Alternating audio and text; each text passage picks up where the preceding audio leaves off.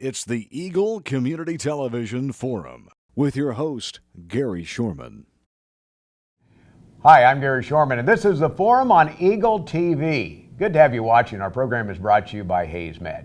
Our guest today is Congressman Tim Huelskamp, who's busy campaigning, but frankly, more busy traveling the 1st District, talking about things going on in Washington, D.C., and that's what we want to talk about here first. Tim, what are you hearing around the 1st District? Well, folks are worried, they're upset, and the presidential race is on their minds as well, but worried about the future of our economy, and that's what we're trying to do. We've actually passed a few things in Washington to do something about that, but at the end of the day, it'll come back down to what's going to happen in the presidential race. Talk about Washington, D.C. right now, because you hear the challenges that are there, and it just seems like nothing gets done. Yeah. Why is that? Well, I think plenty gets done. Out of the regulatory side, the EPA continues to go after our farmers and ranchers, oil and gas industry. But this last week, we passed a bill that would cut their budget by $143 million and also would tell them to leave the Lesser Prairie chicken alone. And we can do that. Congress can tell the president and the EPA and every other agency what to do, and that's called the power over the purse. We've done some of that, and but with the new speaker, I think we're going to do even more in the future. One of the things I did as well was to introduce a resolution that would impeach the IRS commissioner. When I asked Kansans who was held accountable in the last 7.5 years of the Obama administration, they can't name a single individual. Well, we're going to name one, and we're going to have a vote on the impeachment, the IRS commissioner, John Koskinen, when we return in September. You know, you voted against the EPA, or voted for reducing EPA. And this IRS thing, that's an interesting play, because it does go after and focus some responsibility. Well, we need accountability and responsibility, but what we found out was the IRS commissioner lied to Congress. He lied to the American people. He covered it up. He oversaw, we believe, the deletion of thousands of emails. Sounds like a regular occurrence in this administration, with Hillary doing many of the same things. And all those things, I think, are not only impeachable, I think they're criminal. But at the end of the day, the power of the House is to impeach somebody, and then if we did impeach him, which I think we have the votes for that, then it would go to the Senate, and they actually would have an actual trial. So I hope he gets his day in court, and he's going to need it based on the evidence we've seen. When you're traveling around, obviously the election, that part of it, but what do you hear from people? Because it seems like, with ag oil, there's some issues there. What do you hear is their biggest challenge for Kansas in the 1st District? Well, the economy is hurting, and with record low ag prices, have dropped considerably since the Farm Bill, and the Farm Bill didn't predict and prepare for that very well, which is why I voted against it. Pat Roberts voted against it. Almost every Kansan voted against it. But one thing I've been trying to do is continue to meet and promote ag exports around the world by meeting with ambassadors. So for a 5th-generation farm kid from a little town of Fowler, Kansas, I've had the opportunity to meet with ambassadors from Vietnam, from Taiwan, from Japan, and actually met with the Cuban ambassador trying to sell them Kansas wheat and say, hey, we've got a great product. And with the tremendous wheat harvest, we've got a lot of stuff to sell, and that's a big concern of agriculture, is what we're going to do with all the wheat we have and the low prices and the fact we can't move it out of the countryside. Most people know about your first term in Congress started in 2010. But there may be some people that don't know. You have a family farm. Tell us about that farm and what happens there. Well, most days I would rather be there than be in Washington. But part of my thing in Washington is my farm, my home, my heart, and my family's back in Kansas, and so I go back and forth every week, and I don't get enough time on the farm as I would like. But we had a very good wheat harvest, as did most folks, but just worried about those low commodity prices. But that's where I grew up. We grow a lot of wheat, a lot of corn, a lot of milo, and we used to grow a lot of cattle, and that's not the case anymore with changing in our operation. My dad passed away about 1.5 years ago, so we've had that transition from generation to generation, and brother runs the farm most of the time, and the rest of us try to help when we can. But with this being a full-time job and being in Washington about 100 days a year, it's tough to get enough time on the farm. But I never thought, as a 5th-generation farm kid from a little town, a graduating class of 9 people, that somehow I would have the opportunity to be in Congress, actually look the president in the eye on the House floor, look at the Secretary of the VA in the eye and say, hey, you've got to be held accountable. It's just an amazing opportunity, and it's an amazing honor, but it's also a testament to our system, how open it is, how a kid from a small town of 500 people can end up in Washington, D.C. Let's talk a little bit about the campaign right now, because I know when you get into politics in general, you don't expect the races to be like they are, but it's a contentious race right now. Well, it really is. It really is. And it's one thing to talk to Kansans and to disagree with folks on issues here and to debate my opponent. But what we've seen in the last few weeks is a massive influx of money from outside of Kansas. We're not for sure where it comes from, who's actually funding it. But as of today, it looks like about $600,000 to $700,000 of spending, attacking me personally, going after me, sending out mailers on television, and that's a worrisome part of our system. That looks like some billionaire from Chicago named Mr. Ricketts or Mrs. Ricketts, whoever it is, pumping in money to tell Kansans how to vote. I think at the end of the day, like most Kansans, just close the mailbox, maybe not shut off the TV for Eagle Radio. Yeah, leave Eagle TV on. No, leave that one on. But folks are tired of it. So it's usually half-truths and these kind of things. At the end of the day, people are going to make a decision, I think, of who they know, who they've seen. And in the last 5 years, I've hosted 372 town halls to sit down and listen. I've hosted more town halls than any other member of Congress because I think it's important to listen. I think if everybody in Washington would get out of town every week like I do and go home and listen, I think we'd get a lot better things done in Washington. But so much hinges on who the next president is, and I'm hopeful it's President Donald Trump, and because we need to turn that town upside down. I've been the target of insiders who don't like the way I voted, and I told the speaker, the former speaker, John Boehner, after he kicked me off the Ag Committee because he didn't like the way I voted, I said, Mr. Speaker, I don't work for you. I work for the Kansans back home, and at the end of the day, that voting card that I was given is a sacred trust that doesn't belong to some billionaire in Chicago who's spending $700,000 against me, or doesn't belong to John Boehner, certainly doesn't belong to Paul Ryan. It belongs to the people of Kansas, and hopefully that's the issue of the campaign. You know, that's been one of the hits I know you've taken on the Ag Committee, of not being on the Ag Committee because of just what you said. What does that have to say about Washington in general? I think it's an indictment of Washington, because I firmly believe in what I've seen and what the speaker actually told me. I was kicked off the Ag Committee because he didn't like the way I voted. And one of his assistants, who eventually lost an election later on, came to me on the House floor and said, well, Congressman, or Tim, you can get back on the Ag Committee. I was like, yeah, that's the way it should be. I'm represent one of the most productive ag districts in the entire country, a fifth-generation farmer, got a PhD in ag policy making. I should be on there. He says, here's what you need to do to get back on. He said, just vote the way we tell you to vote. And literally, I don't get shocked very often in Washington, but the audacity, the arrogance of somebody, in this case from Virginia, saying, give us your voting card, and then you get back on the Ag Committee. What's the value of being in any position if you owe your seat, you owe your political life, or you give your voting card to somebody from Virginia or somebody from Ohio or some special interest or lobbyist? I'm fiercely independent, and folks in Washington oftentimes don't like that. At the end of the day, I'm the only member of Congress they have. They've got 2 U.S. senators. So when I stand up on the floor, stand up in committees, I still serve on the Small Business Committee, and we've done some great things there focusing on small businesses in rural Kansas. I also serve on the VA Committee. I will say we have done so much and made so much progress on the VA. But I will tell you, unless we get a President Trump that's willing to step in and appoint a VA secretary to work with us, it's going to be like pulling teeth to fix the VA. But I will tell you, I helped pass the VA choice law.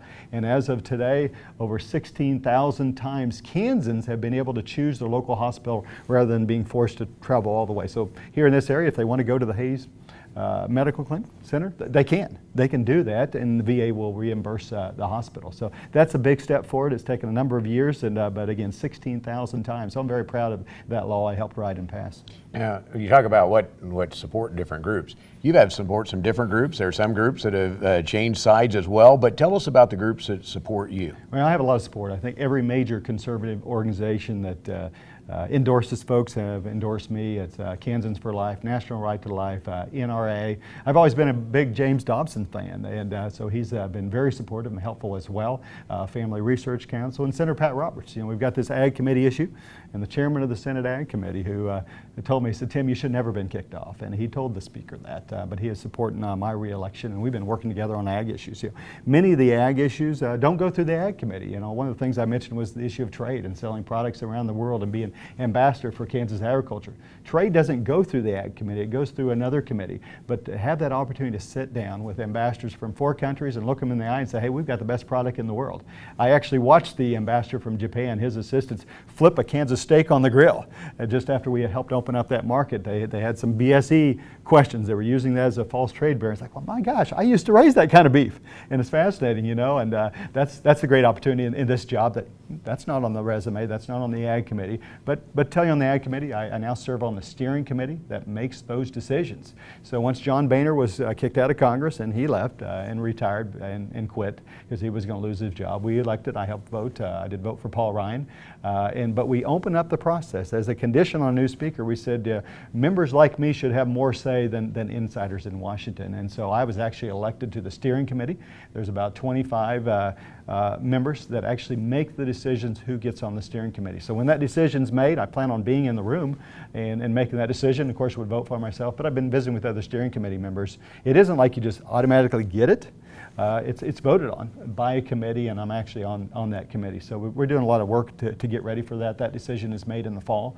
And so there's a lot of rhetoric going around in the media and my opponent that claims they know what's going to happen. Well, I'm on the committee that makes the actual decision. And I was elected that steering committee membership by my colleagues. So it wasn't an appointment by the speaker, an appointment by anybody else.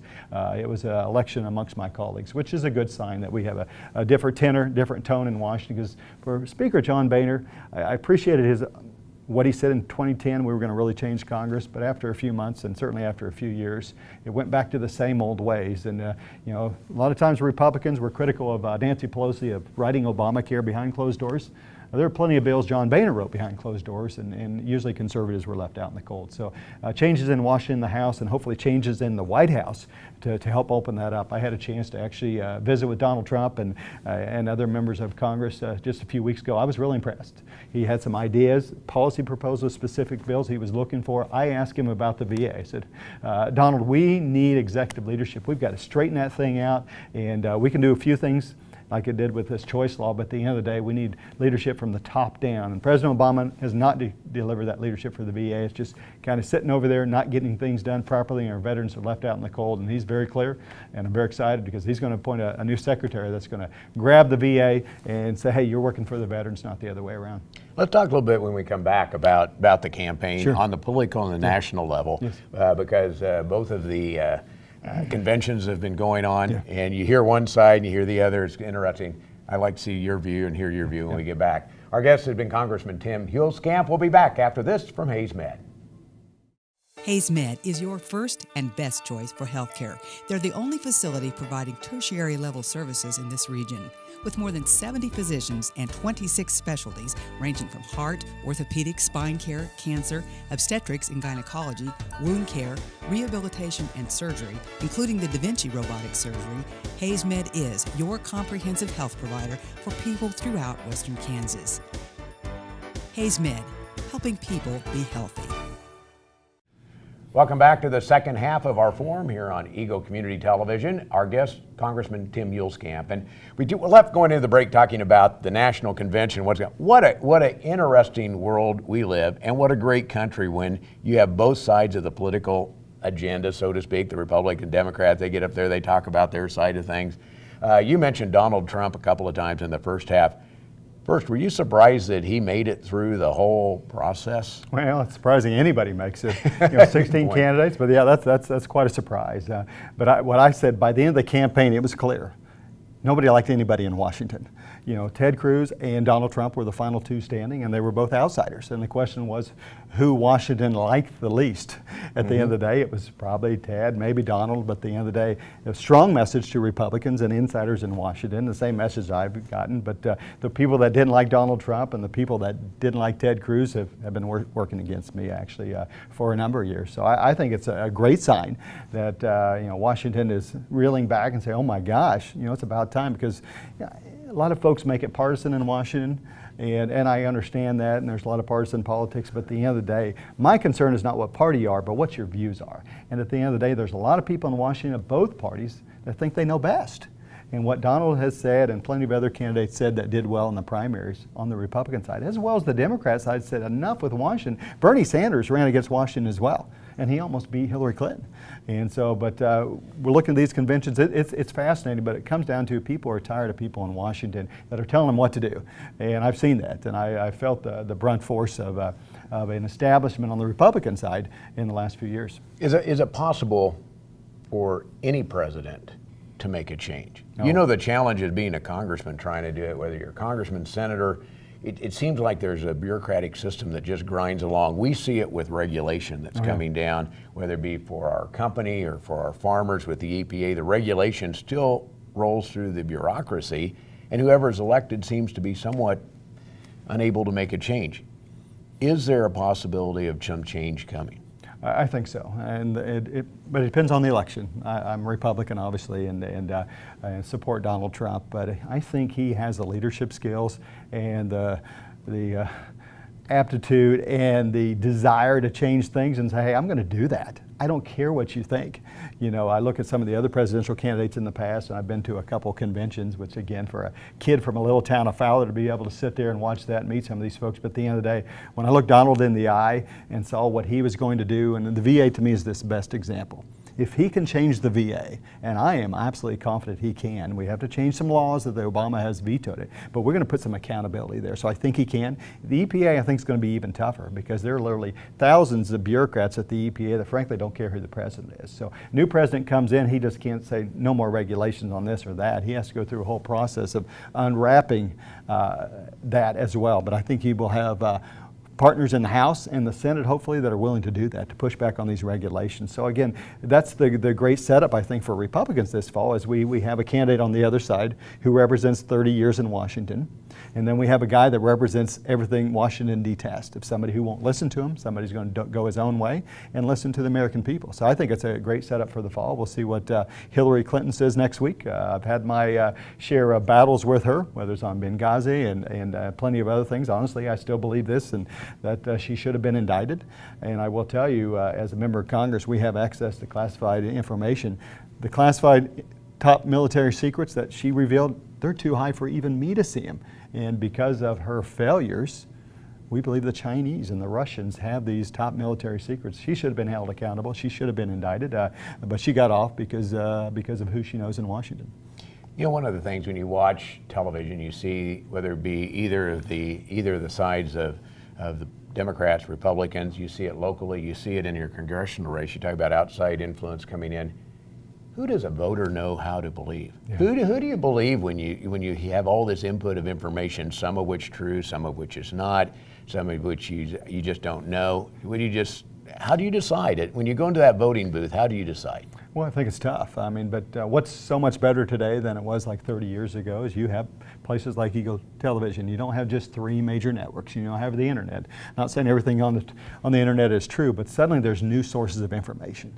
And there's just not 2 or 3 people across America tell us what to do. And that's what we saw in the presidential campaign, where you had some uber billionaires, not the one that was running, but that wanted to tell people how to vote in primaries. And what they said for months, don't vote for Donald and don't vote for Ted Cruz. But at the end of the day, the voter says, we're going to do it anyway. And then they said, don't vote for Bernie Sanders. Bernie Sanders almost won running against the wife of probably the most popular politician in America. I mean, folks have had enough. And so what are they going to decide when they go in? What I say for my race is, okay, what do you know about Tim Huelskamp? And you know he's 5th generation farmer from Fowler. You know he has some principles, he's going to stick to them. But the question is, how much time do we have left as a nation? And I think what I've been trying to do is go up and say, hey, here's what we need to do. We need to solve our national debt, which means we're spending too much money. I don't think we need bigger tax increases. I think we have too much regulations. I'm going to push back against that. I'm going to help solve the VA crisis. And we've made some progress on that, and it's been very helpful. But there are literally dozens of things I've actually helped pass into law, whether it's the VA Choice Program. Also, it's something I'm particularly proud of. I helped write and pass a law that would protect the freedom of religion for our members of the military. And we got Fort Riley in the district, and even if we didn't, I think I've got an uncle who served as an Army chaplain for 30 years. And in his name we pushed and pushed. So right now, if you're an Army chaplain, Navy chaplain, suddenly you have more rights than you had to promote your faith and preach as you like than you had before I passed that law. I think that was long overdue. Congressman, somebody wants to find out about you. what's the best place to go? Well, forget the mailers, forget all the commercials, forget all this stuff. I would forget all those. So, where would you go we to got a find website out about at your... Huelskamp.org, Huelskamp. Check us out on Facebook at Tim Huelskamp, I think. But look us up there. We've got a lot of videos up there. You know, we got all these ads running. We've got some videos that explain what happened on the Ag Committee of how I was punished by John Boehner. But again, John Boehner's no longer there, and we've got some videos about what our views are. So what I've always been very upfront and transparent about is how we voted. You know, I've cast literally thousands of votes in the last 5 years, and some people agree with them, some people don't. But what we can disagree on is knowing how I vote. And after 372 town halls of going out and listening, and I really do. I take what you tell me, and I take it back to Washington. And just a few weeks ago, I had a small business. I'm the chairman of a small business committee. After Paul Ryan became speaker, suddenly I became a subcommittee chairman because people recognized my leadership in that committee now that John Boehner was gone. And we had a hearing on rural housing and community banks. And the fact is there's regulations coming out of Washington that are crippling our community banks, crippling rural America. And we had a young banker from Elkhart, Kansas, and brought him all the way up to Washington. And I tell you, some Kansas common sense goes a long ways in that committee. And so, but you can check us out on Huelskamp.org. You check us out on Facebook. You can also go to our official page at Congress. We don't campaign on there. That's totally separate. We're not allowed to do that. But to see how I vote, those are all up there. And you'll see some information about the impeachment, the IRS commissioner, some information about pushing back on amnesty, and many of the other things. I also helped pass a bill I wrote together with others, a pro-life bill just a couple weeks ago, passed through the House, that would protect the conscience rights of all Americans. Because most Americans agree that the government shouldn't be funding abortion and forcing people to participate in it, but in states today, the Obama administration is forcing Americans to pay for abortion. I think that's wrong, and so we got that passed through the House. I think that's a good sign, at least on the House side. The problem is oftentimes they're getting it through the White House.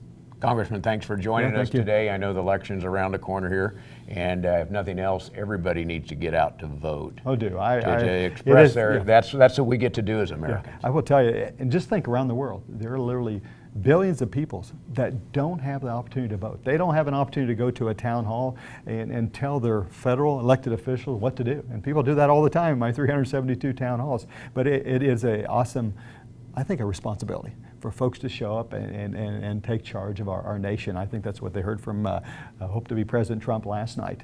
But I would tell you, growing up in a small town of 500 people, a class of 9 that graduated, and by the way, I was in the top 10 of my class.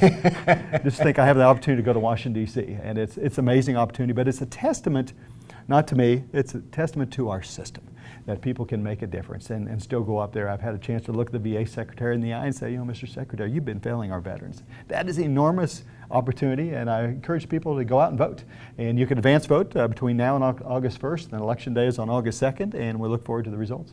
Congressman, thanks for being here today. My pleasure. Our guest has been Congressman Tim Huelskamp, represents us here in the 1st District. Thanks for watching The Forum. It's brought to you by HaysMed and by Eagle Communications, our community connected. It's a beautiful day in our super high-speed internet great customer service neighborhood. Like you, this is where we live. In fact, our company is employee-owned, so it's our goal to improve the quality of life for everyone in our community by delivering faster, more reliable internet, clearer, more feature-laden phone service, quality TV channels, all with the level of customer service you'd expect from people who are your neighbors. Eagle Communications, our community connected.